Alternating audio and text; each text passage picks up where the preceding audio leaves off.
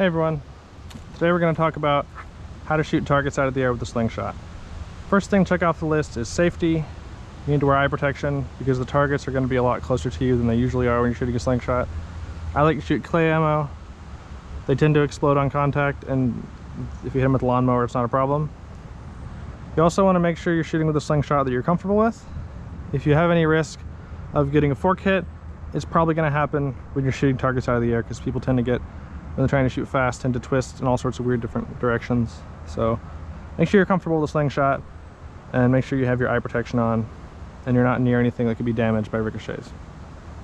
Next thing is you want to make sure you have a pretty decent grounding with your static accuracy. You don't have to be great. I mean, aerial shooting is not as hard as people tend to think it is, but it's going to make it a lot easier if you're reasonably accurate with a slingshot at fairly close range, at least.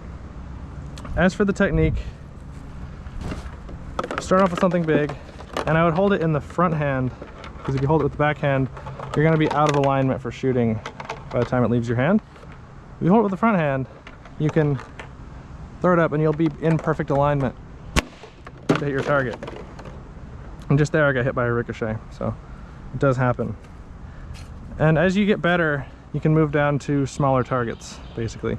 But shooting a pretty big target isn't that hard. It's something most people can do if they've been shooting a slingshot for a little while, and it just gets easier and easier the more you do it.